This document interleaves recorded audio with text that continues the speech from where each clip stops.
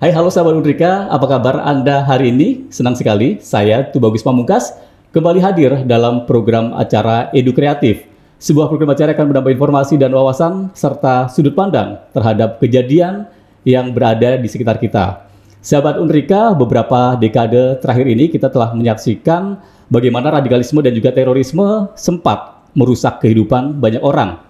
Dan sahabat Unrika, mereka yang seharusnya menjadi bagian dari pemimpin bangsa, namun ironisnya justru mereka menjadi korban dari ideologi yang menyimpang. Dan pada kesempatan hari ini telah hadir narasumber kita untuk berbincang dan berdiskusi terkait dengan paham radikalisme dan juga terorisme dan bagaimana pencegahannya. Telah hadir Kepala Tim Pencegahan Satgaswil Kepri Densus 88 Anti Teror Polri, Bapak R. Satria Dedi Kurnia. Apa kabar Pak Satria? Baik Pak Bagus. Iya, baik dan tetap semangat begitu ya Semangat, Pak Satria. harus selalu semangat. Iya, Pak Satria hadir tidak sendirian bersama dengan timnya Bapak Tino Pratama. Ya. Iya, apa kabar Pak Tino? Puji Tuhan baik. Dan tetap semangat gitu ya untuk memberikan dan juga berbagi informasi kepada masyarakat khususnya kepada mahasiswa Unrika. Ya. Iya, kita berbincang terkait dengan radikalisme dan juga terorisme. Ini adalah dua hal yang berbeda begitu. Mungkin bisa dijelaskan secara singkat seperti apa sebenarnya perbedaan antara radikal dan juga terorisme itu, Pak Satria dulu boleh silakan. Baik, terima kasih Pak Bagus, terima kasih atas waktunya yang sudah diberikan dari Unrika TV. Iya. Coba kami jelaskan terlebih dahulu arti radikalisme itu seperti apa dan terorisme seperti apa. Nah, radikalisme itu merupakan suatu pandangan yang dimulai dari paham intoleran atau sikap intoleran kita. Nah, sikap intoleran kita itu sikap yang tidak bisa atau tidak menerima pemahaman orang lain. Itu intoleran. Dan dia bisa naik lagi ke level radikalisme jika pemahaman yang dia yakini itu sudah memaksa orang lain. Nah, sifat radikal itu sifat yang memaksa keyakinannya, kehendaknya untuk diikuti orang lain. Jadi radikalisme ini cenderung ke paham atau sudut pandang begitu ya, Pak Satria begitu. Betul. Sementara terorisme sendiri? Sedangkan terorisme itu di level yang berbeda, di atas radikalisme. Terorisme menurut Undang-Undang tahun 2018 tentang terorisme. Jadi terorisme itu adalah kegiatan yang dapat menghilangkan nyawa atau merugikan harta benda. Atau membuat teror atau suasana yang mencekam, itu bisa disebut dengan terorisme. Jadi lebih ke aksi. Terorisme itu lebih ke aksi. Jika radikal, itu radikal lebih ke paham, sudut pandang, pemahaman pribadi. Terorisme cenderung ke aksi dan kita bisa melihat sejauh mana ini bisa menjadi sebagai sebuah ancaman begitu, Pak Tino. Mungkin kaitannya dengan intervensi apa yang bisa dilakukan oleh Densus 88 level di paham radikal dan juga terorisme itu sendiri. Level paham radikal ya, untuk ancaman itu seperti pemahaman yang bisa dalam konstitusi kita diberikan kebebasan berpendapat, jadi kebebasan untuk menganut kepercayaan. Nah, jika radikalisme itu tumbuh dan mengancam kebebasan berpendapat orang lain, jelas itu melanggar konstitusi. Nah, kembali lagi dari Densus 88 sendiri, kenapa kita di membidangi terorisme? Nah, kembali lagi ke motifnya, motif ideologi. Nah, itu bagian dari Densus 88. Tentu aja ideologi yang menyimpang begitu. Betul. Pak Satria. Pak Tino Pratama nih, karena Pak Tino ini sepertinya masih muda begitu ya. Saya ingin melihat dari sudut pandang anak muda karena memang yang ada di lapangan sempat terjadi bahwa beberapa remaja ini terpapar begitu. Pak Tino terpapar bahwa paham radikalisme begitu. Nah, kenapa nih anak-anak dan juga remaja ini bisa menjadi semacam target yang empuk begitu untuk dipaparkan paham-paham radikalisme itu, Pak Tino? Kondisi di lapangan seperti apa juga? Terima kasih Pak Bagus. Kalau menurut kami yang selama ini kami lakukan, khususnya tim pencegahan, memang fenomena yang terjadi untuk sekarang ini sudah arahnya menuju ke anak-anak ataupun remaja ya. Seperti yang kita beberapa lalu ketahui bahwa ada kejadian juga yang terjadi di Jakarta. Memang kita nggak bisa memungkiri bahwa memang kalau dulu terorisme itu sendiri yang terpapar adalah orang dewasa. Namun kalau untuk sekarang kenapa ke anak-anak? Karena memang maraknya sekarang media sosial yang tidak bisa kita bendung ya, teknologi. Kemudian orang sudah mulai paham tentang media sosial, terus kemudian adanya game online begitu ya. Terus kemudian yang kita dapati juga ini termasuk fenomena baru bagi kita Densus 88 sendiri, yaitu memang ternyata anak-anak pun bisa gitu loh terpapar. peran termasuk anak dari sekolah juga. media sosial dan juga game online Ya, betul. bisa berkontribusi terhadap paparan Betul, tadi betul. paham radikal. Artinya orang tua juga harus perlu melakukan pemantauan ya, khusus buat Ya, anak-anak dan juga remaja begitu Pak Tino ya. Beberapa kali kita juga melakukan sosialisasi, Pak Katim kita juga menyampaikan bahwa memang orang tua itu harus lebih aware ya terhadap anak-anaknya. Apalagi karena memang kalau untuk dulu anak-anak sekolah itu kan bisa dibilang kalau terlalu sering di luar rumah, malah disuruh pulang nih, jangan terlalu lama keluar kan seperti itu ya. Kalau untuk sekarang, kalau bisa anak-anak itu bergaul lah keluar, kemudian jangan hanya di kamar doang bermain handphone dan segala macam. Itu perlu yang terjadi. keseimbangan begitu ya, Pak Tino. Jadi bisa sosial di luar juga tetap dilakukan, kemudian di rumah juga tetap bisa dipantau oleh orang tua. Lagi-lagi orang tua juga punya peranan untuk memantau media sosial yang dimiliki oleh anak remaja. Kembali Pak Katim, Pak Satria begitu, Pak Kepala Tim begitu. Pak Satria, kalau kita melihat bahwa mungkin ada beberapa hal yang tadi sempat disampaikan oleh Pak Tino bahwa orang tua memiliki peranan untuk memantau anak terkait juga dengan media sosial, kemudian game online. Nah, kita ingin lihat nih indikator apa nih yang perlu dilakukan oleh orang tua ketika melihat anak-anak yang sudah menunjukkan gejala-gejala tertentu begitu, seperti apa yang bisa dilakukan? Untuk orang tua yang selama ini kita datangin ya, anaknya mungkin yang sudah terpapar paham-paham ideologi keras, ekstremisme maupun terorisme.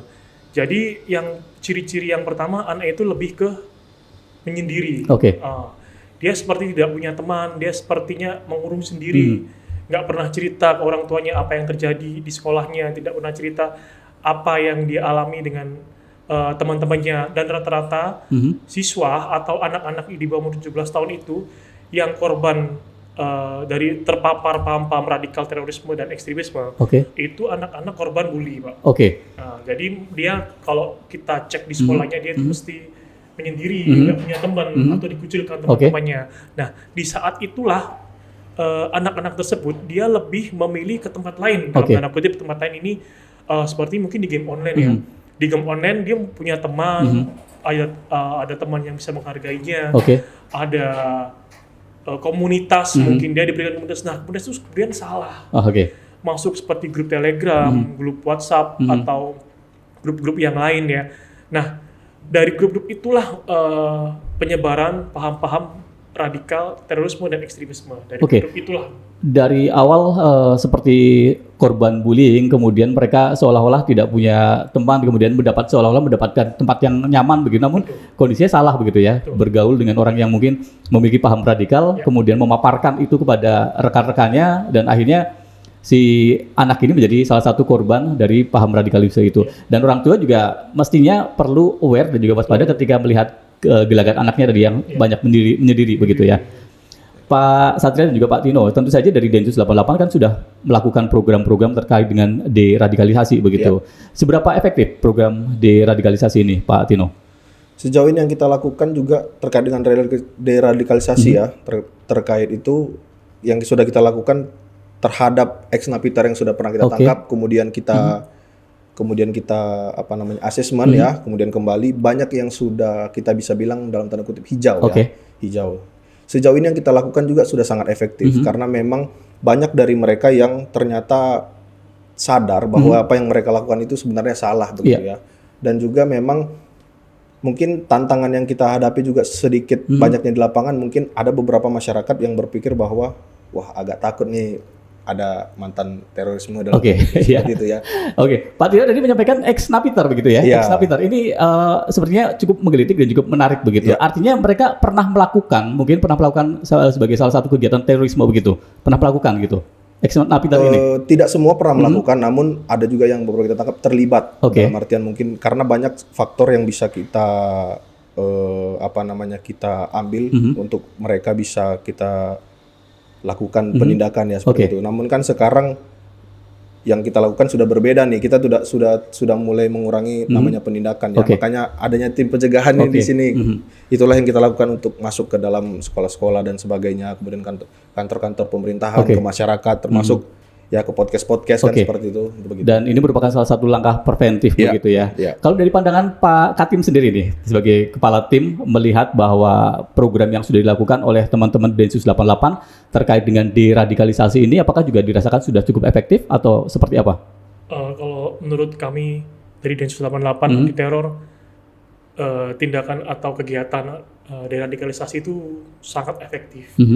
Karena kita dapat istilahnya membawa mereka ke jalan yang benar, dalam tanda kutip, atau dia bisa kembali ke NKRI dan dia bisa mencintai NKRI lagi. Karena selama ini kenapa para teroris itu kita bilang kembali ke NKRI? Karena pandangannya itu melawan atau berbeda. Dia akan memusuhi NKRI. Kembali kita kembali ke NKRI. Dan deradikalisasi itu kita benar-benar sepertinya menghimbau mereka untuk kembali ke masyarakat. Kita bantu mereka dari hal yang terkecil, mungkin jika butuh sesuatu, atau mungkin kita bantu dalam mencari pekerjaan, biar bisa diterima di masyarakat, dan memberikan pemahaman ke kampung halamannya atau ke wilayah tertuju bahwa orang ini sudah tidak mengarah ke radikal terorisme. Oke. Tadi Pak Tino sempat menyampaikan terkait dengan ex-napiter Pak Satria. Apakah ini juga dirasakan juga bagian dari program deradikalisasi yang dijadikan hal yang cukup efektif melibatkan ex-napiter ini? Iya, betul. Jadi yang tugas deradikalisasi sebenarnya itu kepada emang ex-napiter. Jadi napi-napi terorisme yang udah bebas, sebelum mereka sampai ke kampung halaman atau masyarakatnya, nah itu kita asesmen lagi. Seberapa besar peluang mereka untuk kembali ke kelompok terorisme, seberapa besar, dan apakah ada peluang untuk itu. Nah, jadi setelah kita asesmen, kita berikan pekerjaan, mungkin kita bantu dalam hal-hal modal, dalam perusahaan, wira swasta atau apa, dengan diberikan skill. Nah, agar dia memiliki kegiatan yang menghasilkan untuk keluarganya atau kegiatan-kegiatan positif. Khawatirnya akan kembali lagi begitu ya. Khawatirnya makanya perlu dilakukan langkah preventif yang bisa diberikan kepada ex-napiter tadi dengan memberikan edukasi. Begitu. Baik, Pak Tino tadi sempat mengunjungi beberapa instansi, sekolah-sekolah begitu. Respon dari instansi, kemudian lembaga-lembaga yang sudah sempat dikunjungi oleh rekan-rekan dari Densus 88 bagaimana? Apakah juga cukup kooperatif untuk memberikan tempat dan fasilitas untuk sosialisasi begitu Pak Tino? Ya, alhamdulillah puji Tuhannya sejauh ini kita pernah melakukan koordinasi rata-rata memang menerima dengan sangat baik dan mendukung segala bentuk program yang kita kerjakan seperti itu. Yang sudah pernah kita lakukan di tahun ini di bulan Juli, kita sudah melakukan sosialisasi ke banyak sekolah SMA di Kota Batam khususnya ya, dan memang itu sangat bermanfaat sekali untuk anak-anak zaman sekarang ya. Karena memang remaja tadi ya. Karena memang mereka juga harus mengetahui bahayanya paham iret ini kan, seperti itu. Respon dari peserta sendiri sebagai anak-anak remaja seperti apa Pak Tino? Kalau kita lihat memang mereka senang ya, maksudnya mereka memiliki informasi baru, memiliki wawasan baru. Oh, ternyata memang paham-paham seperti ini ada gitu di lingkungan masyarakat dan sudah mulai merambah ke anak sekolahan. Jadi memang ini adalah bisa dibilang tempat yang cukup strategis gitu ya Pak Tino ya. Baik, kembali ke Pak Satria. Kalau kita melihat bahwa ancaman terorisme ini kan sifatnya cukup dinamis begitu ya, bisa berubah-ubah begitu, ancaman dari berbagai sisi, dari berbagai versi begitu bisa memberikan sebuah ancaman. Kalau rekan-rekan dari Densus 88 melihat bahwa terorisme ini sifatnya dinamis, bagaimana Pak Satria? Kenapa kita bilang dinamis? Karena mereka akan melakukan semua cara dalam merekrut atau menyebarkan pahamnya. Banyak hal-hal, mereka juga ikut mengikuti perkembangan zaman. Kalau dari dulu setiap penyebarannya itu lewat pengajian atau perkumpulan kelompok-kelompok eksklusif. Nah, sekarang dia udah bergerak ke media online, media messenger, mulai WhatsApp, Telegram, ada pun YouTube pun mereka bisa menyebarkan paham-paham hal-hal tersebut. Dan ketika perkembangan zaman terus melaju, teknologi, jadi semuanya digunakan. Mulai dari posting-posting hal-hal yang berbau radikal, posting-postingan hal-hal yang menghasut atau hoax. Nah, propaganda inilah yang mereka lakukan untuk merekrut atau mendapatkan istilahnya follower lah buat mereka. Jika teman-teman menemukan di lapangan media sosial yang menyebarkan paham radikalisme begitu dan juga terkait dengan kegiatan yang mungkin mengarah kepada terorisme, apa yang dilakukan oleh rekan-rekan Densus ketika melihat seperti itu? Untuk kami, untuk dari Densus 88 kita menemukan hal-hal yang tersebut, kita akan report dan kita cari siapa yang memposting, di mana dia memposting itu, dan dia akun apa yang dia pakai, kan ada alamat email atau IP, kita akan kejar. Dan jika masyarakat atau mungkin pemuda yang sekarang Unrika atau mahasiswa-mahasiswa yang mendengar podcast ini, jika menemukan hal-hal atau postingan-postingan yang berbau radikal, silakan di report dan meninggalkan komen. Contohnya seperti, oh ini bohong, oh ini hoax, ini mengarah ke terorisme. Jadi jika ada pembaca atau yang melihat hal tersebut yang memiliki atau kurang ideologi, nah dia bisa baca, oh ini postingannya mengarah ke radikal, oh ini postingan. Jadi kita harus sama-sama membantu mengingatkan. Jadi dari Densus juga bisa memberikan report, sementara masyarakat juga diharapkan juga punya peran yang aktif juga kalau melihat ada postingan-postingan yang mengarah kepada paham radikalisme, begitu Pak Satria. Baik Pak Tino dan juga Pak Satria, ini kita melihat bahwa terkait dengan Densus 88 yang sekarang ini kan banyak yang sudah dilakukan dan akan dilakukan. Terkait tadi yang sudah dijelaskan Pak Tino dan juga Pak Satria adalah terkait dengan preventif, langkah-langkah yang dilakukan sebelum begitu untuk mengantisipasi begitu. Nah, kalau kita lihat bahwa Densus 88 kan sekarang ini memang relatif jauh lebih humanis begitu ya. Saya ingin mendengar pendapat dari Pak Tino ketika masyarakat memberikan opini bahwa Densus 88 tampilannya sekarang humanis begitu. Gimana pendapat Pak Tino?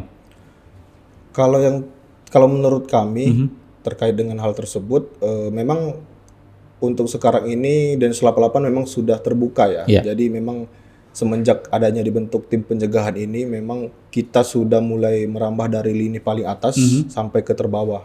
Dan dalam artian mulai dari pemerintah daerah, kemudian sampai dengan tokoh masyarakat, tokoh agama, sampai dengan kelurahan, dan ke bawah sampai dengan ke RT RW. Memang mereka bisa kita bilang cukup senang ya, karena memang kalau tahunya kan Densus dulu ya tertutup dan sebagainya. Namun sekarang semenjak adanya kita yang sudah mulai terbuka, ya masyarakat sudah lebih aware dan paham lah tentang bahaya paham ini sebenarnya. Gitu. Dan ini juga mengingatkan kita kembali bahwa Densus 88 ini sekarang humanis begitu. Kalau dari tanggapan Pak Satria bagaimana? Betul Pak, kita sudah merambah ke Densus 88 yang humanis ya. Karena lebih baik kita mencegah daripada terjadi aksi terorisme. Dengan mencegah kita dapat meminimalisir tindak-tindak kejahatan itu. Kenapa kita bilang humanis? Karena setiap lini-lini masyarakat kita sentuh, dari paling tingkat provinsi ke daerah maupun ke RT RW. Kita lebih senang melakukan istilahnya musyawarah, sosialisasi, atau kita bisa bertukar pendapat. Mungkin ada masyarakat atau mungkin ada tokoh-tokoh yang ingin menanyakan apa sih terorisme, apa sih yang terjadi sebenarnya. Karena banyak orang juga yang beranggapan kalau aksi terorisme itu merupakan pengalihan isu. Itu yang kita sering dengar, itu yang sering kita baca di media sosial.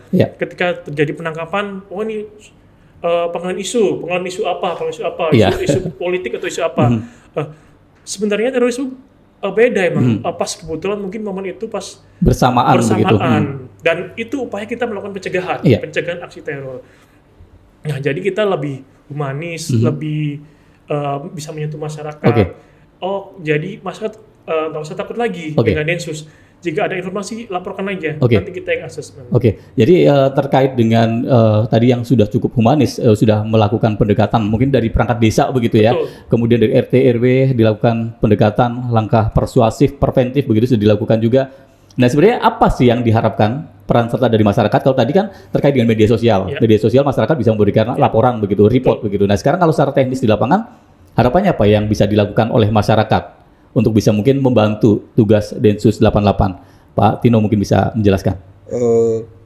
Kalau untuk di masyarakat sendiri mungkin yang kita harapkan ya, mereka mungkin lebih proaktif seperti yang Pak Satria tadi sampaikan. Apabila mungkin menemukan hal-hal yang mereka mungkin merasa kayaknya perlu kita laporkan, ya silakan laporkan kita karena kita sudah ada gitu. Dan juga memang mereka harus lebih dalam dirinya mungkin ditanamkan cinta tanah air ya, karena memang kita kan negara Indonesia kan ya bermacam-macam agama ya. Jadi mungkin lebih meningkatkan lagi namanya toleransi beragama gitu. Kemudian untuk juga anak-anak muda lebih sadar melek lah terhadap bahayanya paham ini seperti itu. Artinya masyarakat ini juga memang menjadi salah satu kunci untuk mensukseskan begitu ya, untuk bisa sama-sama kita menangkal paham radikalisme begitu Pak Satria. Tentu saja dalam setiap pergerakan ini kan ada semacam tantangan yang harus dihadapi begitu. Selama ini bagaimana tantangan terbesar yang pernah dihadapi teman-teman Pak Satria beserta dengan tim terkait dengan mungkin masyarakat, apakah semuanya sudah dirasakan kooperatif atau mungkin ada temuan-temuan di lapangan khususnya di wilayah Kepri, Pak Satria? Untuk di wilayah Kepri kita masih nilai aman ya Pak. Oke. Dengan Kepri. Dan tantangan yang dihadapi ya mungkin karena sifatnya ini kan kedudukannya majemuk ya Pak. Kalau kita rasa yang mungkin sulit itu merupakan di daerah-daerah yang padat penduduk. Nah ini agak sulit karena mereka cenderung lebih bisa dibilang lebih sulit untuk didekati karena kita takut hal salah langkah. Pak. Jadi seperti itu mungkin itu. Namun kalau kami rasa di masyarakat ini sudah cukup bagus. Seiring kita melakukan kegiatan di level masyarakat, kita juga himbau bahwa yang pertama mungkin dari keluarga. Kita harus aware, kita harus deteksi dini. Kalau dalam artian dari mulai level keluarga. Nah, kenapa level keluarga? Jadi jangan sampai anak kita, mungkin kakak, orang tua kita, adik kita itu terpapar paham-paham teroris radikalisme. Setelah itu kita mulai ke lingkungan sekitar. Setelah lingkungan sekitar boleh kita mulai keluar lah ke daerah-daerah yang lain seperti itu. Artinya kita juga tetap harus aware, peduli pada lingkungan begitu. Mungkin tadi yang sempat dijelaskan Pak Tino dan juga Pak Satria bahwa ketika seorang khususnya anak remaja seperti terindikasi dia sudah terpapar paham radikal, tadi sudah menunjukkan ciri-cirinya begitu ya, relatif lebih suka menyendiri begitu ya. Baik Pak Satria, kita ingin melihat bahwa terkait dengan tantangan tadi sudah disampaikan Pak Satria di lapangan ketika padat penduduk ini menjadi salah satu tantangan yang dirasakan cukup bisa menjadikan sebagai sebuah tantangan Pak Satria. Apakah memang ketika padat penduduk ini justru malah pergerakannya relatif lebih senyap begitu atau seperti apa? Kalau di lingkungan padat penduduk kita akan melakukan pendekatan secara sangat hati-hati. Karena kan kita nggak mau kita dalam melaksanakan pendidikan bisa bocor atau diketahui orang. Jika pada penduduk kan juga kita salah langkah itu akan cepat menyebar. Dan itu mereka akan mengantisipasinya dari paham yang lain itu. Makanya kita harus berhati-hati. Kalau bisa melaksanakan melalui perangkat-perangkat wilayah atau RT RW. Biasanya kita melakukan pendekatan melalui perangkat desa. Perangkat desa begitu ya. Pak Satria dan juga Pak Tino pasti kan memiliki wilayah tugas yang cukup luas ya. Mungkin di Indonesia mungkin beberapa tempat sudah sempat diberikan amanah untuk melihat terkait dengan bagaimana potensi paham radikalisme di masing-masing daerah. Dari pengalaman Pak Tino dan juga Pak Satria, sejauh ini kota mana saja yang memang cukup memberikan kesan terkait dengan paham radikalisme khususnya di anak remaja, di kota mana mungkin bisa diceritakan? Kalau di anak remaja ya mungkin ini yang pengalaman pribadi saya yang mungkin di kota-kota besar seperti Jakarta, di Surabaya. Saya lama dinas di Jakarta. Bukan hanya anak muda, termasuk pegawai BUMN pun terdampak paham-paham radikal terorisme. Nah ini satu fenomena yang terjadi saat ini tentang anak-anak muda karena anak-anak muda ini seperti ingin menemukan jati diri. Jadi mereka akan membuat apa yang dianggap orang lain itu keren. Kayak semacam aktualisasi diri dan salah gitu ya. Tidak pada tempatnya begitu Pak Satria. Aware ke sekitar dan kita harus mulai bisa dibilang menguatkan pemahaman ideologi kita.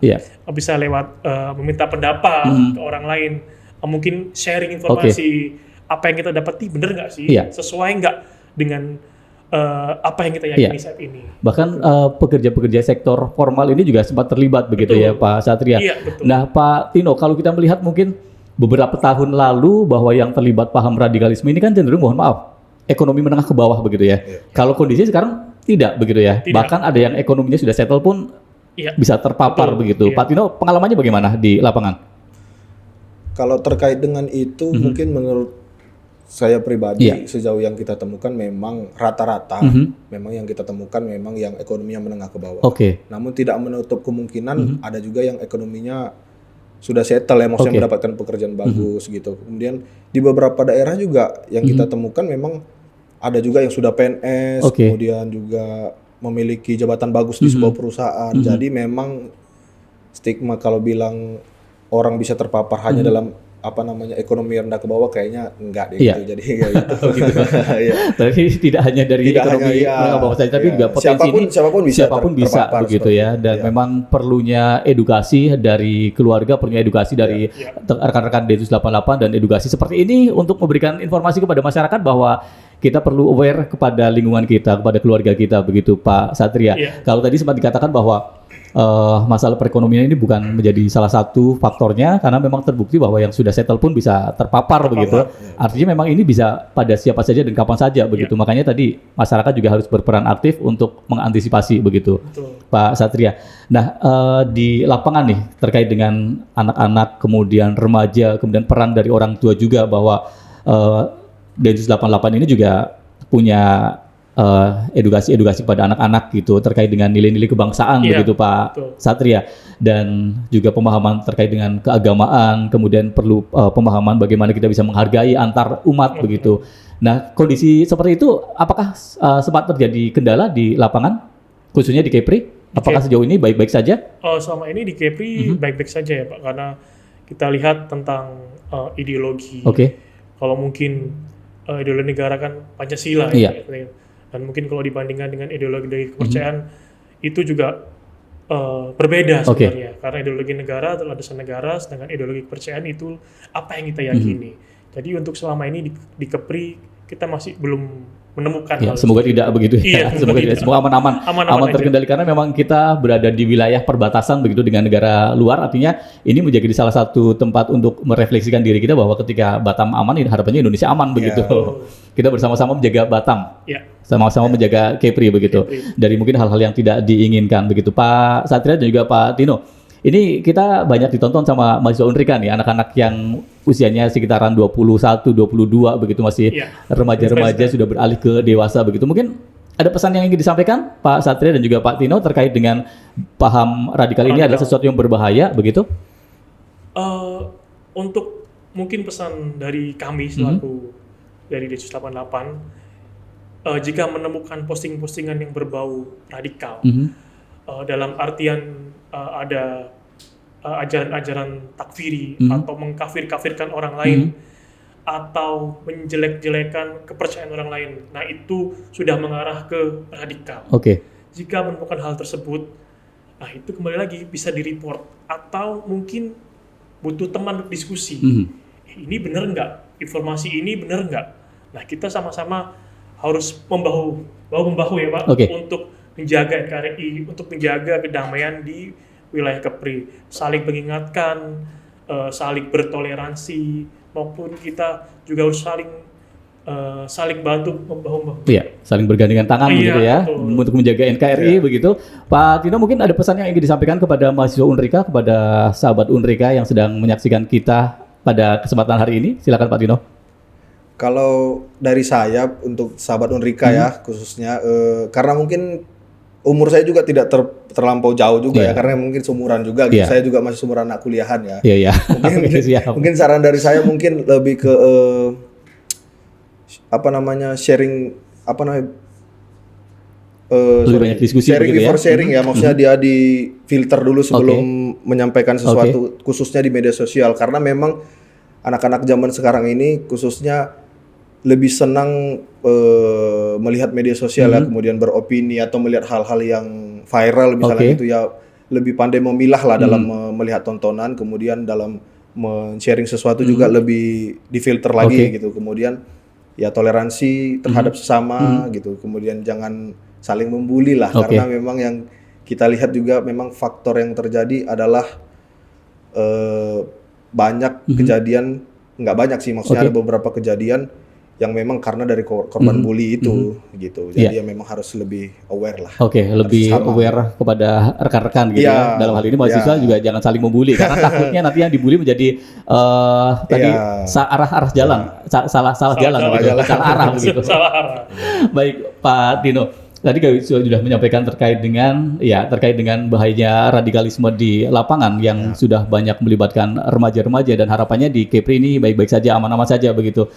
Kita flashback kemarin sempat di bandara ini sudah sempat simulasi begitu, ada keamanan bom. Ini apakah juga bagian dari program Densus 88 dan juga rekan-rekan? Itu salah satu bagian kerjasama dari Iya. bandara. Dan dari bandara pun ada rutinitas setiap 2 tahun sekali. Simulasi semacam melakukan itu. Simulasi seperti itu. Jadi kita juga bekerjasama dengan badan-badan atau semua instansi yang dapat mendukung kegiatan Densus 88 atau badan-badan atau satuan-satuan kerja yang dalam artian dia dapat ancaman yang berpotensi mendapat ancaman dari terorisme. Nah, kita akan selalu laksanakan koordinasi dan kerjasama dan sharing informasi. Mungkin wilayah-wilayah strategis seperti di bandara, kemudian pelabuhan, ini juga menjadi titik-titik yang cukup menjadi perhatian buat teman-teman Densus 88 begitu ya Pak Satria. Pak Tino akan menambahkan, apakah juga langkah-langkah preventif yang dilakukan ini merupakan bagian dari program Densus 88 sendiri, semacam simulasi dan lain sebagainya? Kalau untuk Densus 88 sendiri mungkin belum ada pernah Pak ya kita lakukan itu. Cuman ya memang seperti yang disampaikan Pak Katim tadi, memang kita bisa melakukan kerjasama dengan stakeholder terkait dengan simulasi-simulasi seperti itu gitu. Ya bagus juga sih kalau kita lihat ya, karena memang menambah wawasan juga kepada masyarakat bahwa memang harus aware lah. Apalagi ya bandara kayak bandara dan pelabuhan juga termasuk objek vital ya, yang harus kita perhatikan. Iya, dan ini juga menjadi hal yang cukup perlu menjadi perhatian ekstra begitu Pak Tino. Baik, sepertinya perjalanan kita menjadi sesuatu yang menarik karena memang semakin banyak viewernya begitu ya Pak Satria juga Pak Tino. Mungkin terakhir pesan yang akan disampaikan sebagai closing statement, pesan-pesan terkait dengan bagaimana kita bisa menyikapi dan juga untuk khususnya untuk generasi muda Indonesia agar tidak terjerumus begitu ke dalam paham radikalisme ini, karena memang sesuatu yang berbahaya bukan secara personal namun juga berbahaya bagi NKRI begitu Pak Satria dan juga Pak Tino. Closing statement terakhir yang akan disampaikan kepada sahabat Undrika, silakan. Closing statement dari kami, sharing before sharing. Jadi kita harus memiliki bisa dibilang ideologi yang kuat. Kita harus, jika menemukan hal yang kita bingung, kita bisa melakukan komunikasi dengan orang yang sekitar. Nah, itu sih dari kami, sharing before sharing. Jadi memfilter dulu, mensaring dulu sebelum di-share kepada rekan-rekan yang lainnya begitu, karena kita harus memastikan bahwa kebenaran berita ini begitu ya. Artinya kita juga perlu filterisasi apa informasi yang kita miliki untuk bisa di-sharing. Ini dari ranah media sosial. Mungkin Pak Tino akan menambahkan dari ranah kehidupan kita sehari-hari, closing statement-nya, silakan. Kalau dari saya mungkin kita boleh paham tentang agama, tapi juga kita harus cintai NKRI. Begitu. Jadi bagian dari rasa bangga kita sebagai warga negara Indonesia harus mencintai Negara Kesatuan Republik Indonesia. Baik, terima kasih Pak Tino Pratama dan juga Bapak Satria Dedi Kurnia yang sudah hadir bersama kita di Undrika TV, memberikan informasi, wawasan kepada mahasiswa terkait dengan paham radikalisme ini, sesuatu yang berbahaya begitu, berbahayanya paham radikalisme dan yang akan mengarah pada terorisme. Terima kasih, banyak sekali informasi yang sudah kita berikan kepada sahabat Undrika. Demikianlah sahabat Undrika, perbincangan kita, diskusi kita di kesempatan hari ini, semoga bisa menjadi sesuatu yang bermanfaat. Saya Tubagus Pamungkas dan juga segenap kru yang bertugas mengucapkan selamat Hari Raya Natal tahun 2025 dan tahun baru 2026. Semoga di tahun 2026 kita menjadi pribadi yang lebih bermanfaat lagi, bisa memberikan informasi yang positif dan bermanfaat bagi lingkungan, dan kita menjadi pribadi yang lebih baik lagi. Terima kasih, sampai jumpa lagi. Salam Undrika TV.